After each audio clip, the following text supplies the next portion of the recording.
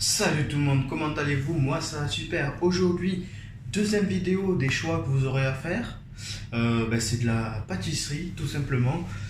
L'une de mes passions, mon métier aussi. Aujourd'hui, je vais vous réaliser le bavarois à la fraise.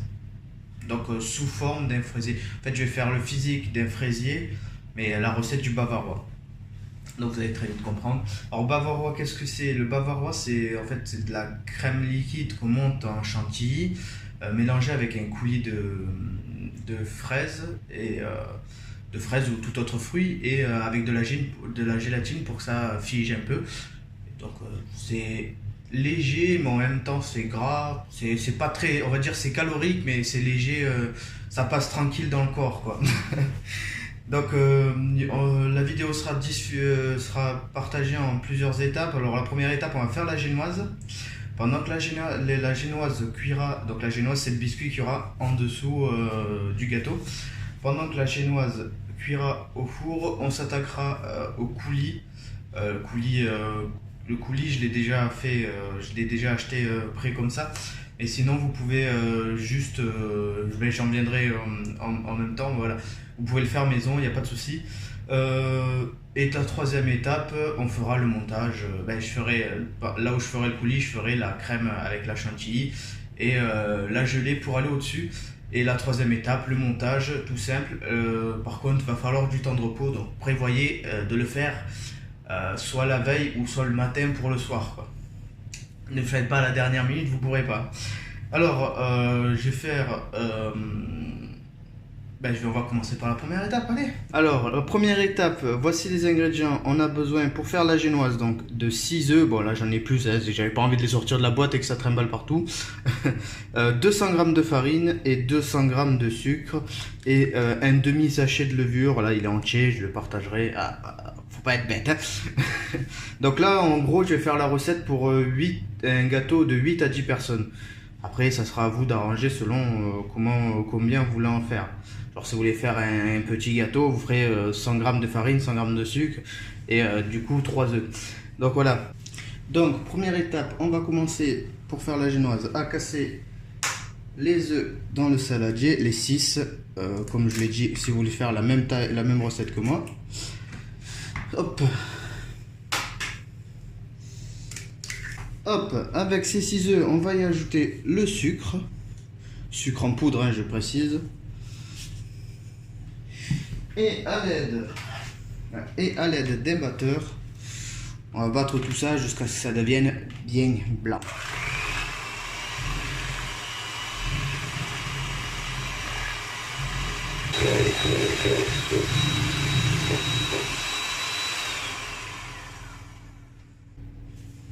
Hop, voilà. Alors une fois que ça a monté, que le mélange a bien blanchi, voilà, on va passer à la deuxième étape, à la deuxième partie. Oh, c'est génial ça. On va, à l'aide d'une spatule, venir mélanger la farine petit à petit avec la spatule dans le blanchiment des œufs et du sucre pour finir la recette, quoi. On ajoute à la farine le demi-sachet de levure. C'est pour que ça lève pendant la cuisson, hein. Ça sert à ça la levure, hein. Je vais pas vous la prendre. Donc petit à petit, on va venir et on va mélanger comme ça, tout doucement. Alors le mieux, c'est que votre farine soit tamisée avant.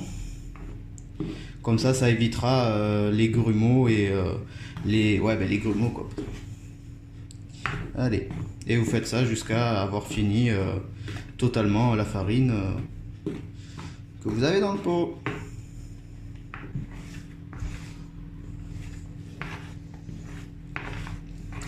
Et voilà. Alors faites bien attention de bien faire ce mouvement là quand vous mélangez, parce que sinon, si vous le faites soit au fouet, soit si vous faites un peu n'importe comment, ça va empêcher la pâte de bien lever et votre biscuit sera tout raplapla et tout mastoc, il va être dur et pas bon à manger. Donc voilà, une fois que vous avez terminé de mettre toute la farine et tout, on met de côté. Vous allez prendre soit une plaque comme ça soit un moule spécial pour le gâteau, si vous voulez faire plusieurs étages dans votre gâteau. Mais bon, pour l'instant on va le faire simple. Donc le mieux c'est de prendre la pâte, d'étaler donc sur une plaque avec un papier cuisson et du beurre pour pas que le biscuit accroche. Vous allez venir étaler, je pense la totalité, ouais, la totalité de votre biscuit. Hop, le biscuit bien étalé, il va aller directement au four. Il faut le mettre directement au four, donc préchauffez votre four à 180 degrés avant de faire le biscuit, parce que sinon il va retomber et ça va faire un peu de la merde, on va pas se mentir. Donc 15 minutes environ au four à 180 degrés et votre biscuit sera parfait. Alors voilà, la première étape est faite. Pendant que le biscuit cuit, on va passer à la deuxième étape. Donc d'abord on va s'occuper du coulis, parce que c'est le plus important. Il faut qu'il refroidisse un petit peu vu qu'on va le chauffer avant de le mélanger avec la chantilly qu'on fera juste après le coulis. Donc on va pour ça passer sur la gazinière. Alors voilà, on est sur la gazinière. J'ai mon coulis qui est en train de chauffer. Je l'avais déjà fait chauffer un petit peu avant. Alors une fois qu'il est chaud, on va faire, pendant qu'il est en train de chauffer plutôt, on va prendre 6 feuilles de gélatine. Là c'est pour 500 g de coulis. 500 g de coulis, ça va nous permettre de faire la crème et le dessus du gâteau aussi. Donc il faut 6 feuilles de gélatine. Alors 4, 5 et 6. Que vous faites tremper dans de l'eau froide. Pas de l'eau chaude parce que sinon ça va la faire fondre. Mais bien de l'eau froide. Le four il veut bien arrêter de sonner. Ça veut dire que le gâteau est cuit. Donc voilà, donc faites tremper 6 feuilles de gélatine dans de l'eau froide.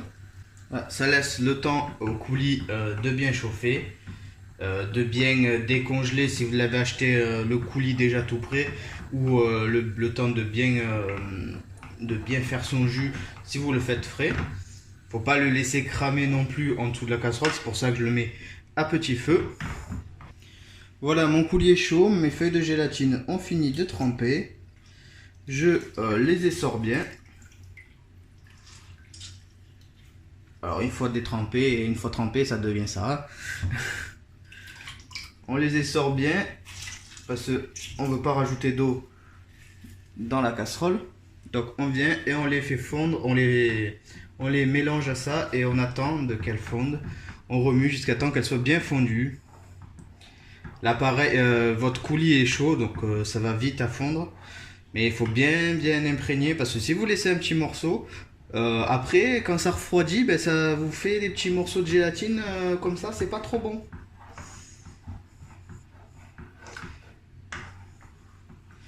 Voilà. On regarde, on vérifie que tout est bien dissous. Là c'est le cas. Vous voyez, je sais pas si vous verrez la différence à la caméra, mais le coulis est un peu foncé. Mais quand ça va refroidir, ça va bien éclaircir. Surtout quand ce sera sur le gâteau par-dessus. Donc une fois que vous avez mélangé les gélatines qu'elle est fondue, vous allez laisser de côté et laisser refroidir pendant qu'on va faire la crème chantilly. Alors voilà, la chantilly, donc on va en faire, vous calculez, on a 500 g de coulis. On va utiliser 100 g à peu près pour faire le coulis, pour faire la gelée au-dessus du gâteau. Donc on va calculer 400 g de coulis. Il faut calculer environ 400 g de chantilly pour 400 g de coulis pour que c'est un goût et qui prenne un peu la couleur. Si vous faites trop de chantilly, après ça va avoir plus le goût de la chantilly. Et après si vous ne mettez pas assez de chantilly, ça va avoir bien le goût de la fraise et tout ça, mais votre gâteau sera pas haut. Donc pour moi environ je mets 400 g de crème liquide montée en chantilly pour 400 g de coulis. Alors pas plus compliqué que ça pour faire une chantilly. Petit conseil, mettez votre bol et votre fouet. Donc là par exemple ça se détache. J'ai mis ça au frais et le bol au frais parce que plus ça sera froid, plus la crème montera rapidement. Allez, c'est parti.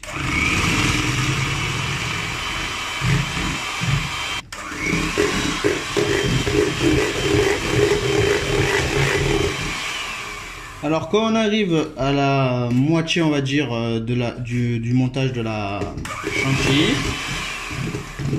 on va rajouter un peu de sucre pour serrer la chantilly et qu'elle finisse de monter plus rapidement.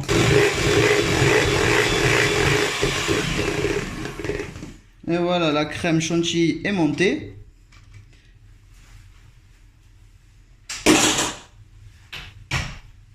Donc vous voyez, elle est bien montée. Bon, elle n'est pas montée, je l'appelle chantilly, mais c'est pas vraiment une chantilly, c'est une crème montée. Parce que vous pouvez pas prendre la chantilly en bonbonne par exemple pour la faire, parce qu'il y a du gaz et ça retombera dans tous les cas.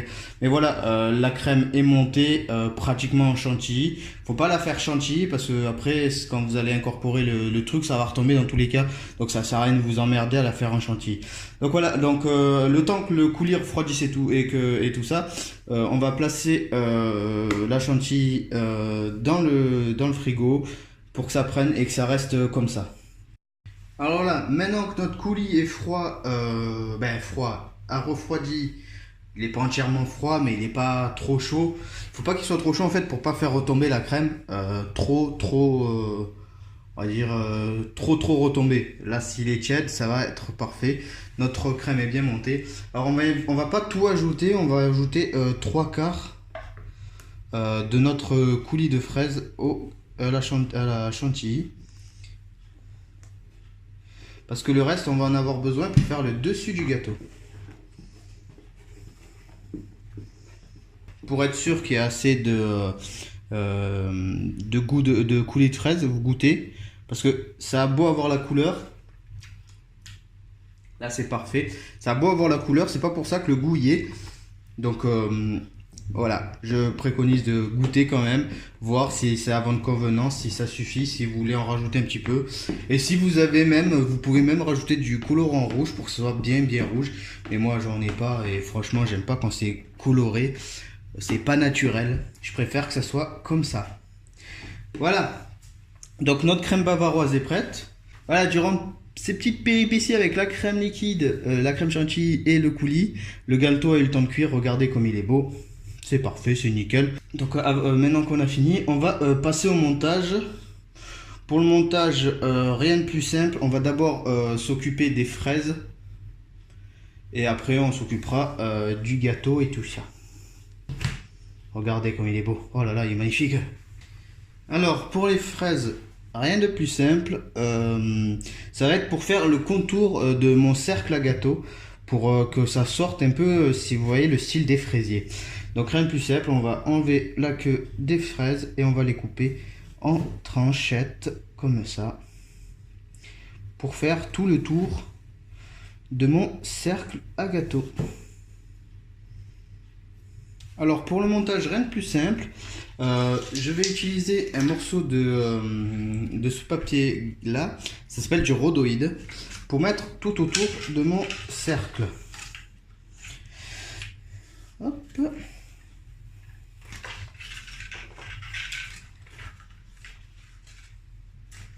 Je vais le doubler parce que mon cercle est un peu nul. Il a des rebords un peu chiants. Donc je vais doubler le cercle comme ça, le cercle en papier rhodoïde qui s'appelle, pour avoir moins de soucis. Ensuite on met le fond du gâteau. Hop. On aplatit bien. Maintenant je viens avec mon sirop et un pinceau imbiber le biscuit pour pas qu'il soit trop sec quand le gâteau va refroidir. Je viens ensuite avec les fraises faire le tour de mon gâteau.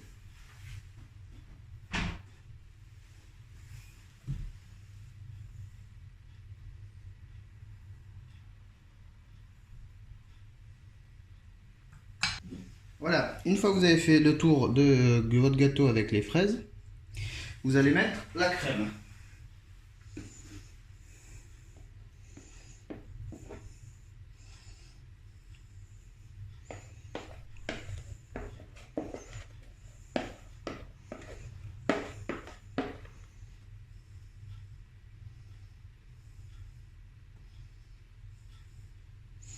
Vous l'étalez bien, qu'elle recouvre bien les fraises. Voilà, le montage en reste là pour le moment, car il faut le laisser refroidir pendant au moins facile 1h30, 2 heures avant de pouvoir mettre le coulis. Le coulis, vous le mettez surtout pas au frais. Le reste du coulis qui vous reste, vous le mettez surtout pas au frais. On viendra le redéposer par-dessus quand on aura fini, quand le gâteau se sera figé. Donc pour le moment, vous mettez ça au frais et vous patientez. Et voilà, la crème a bien figé, donc je l'ai laissé deux bonnes petites heures au frigo. Vous voyez, ça a bien figé. Bon, c'est pas figé au max, hein. Va falloir encore attendre un peu. Là, je vais mettre le reste du coulis pour couler par-dessus. Ensuite, il faudra encore hop.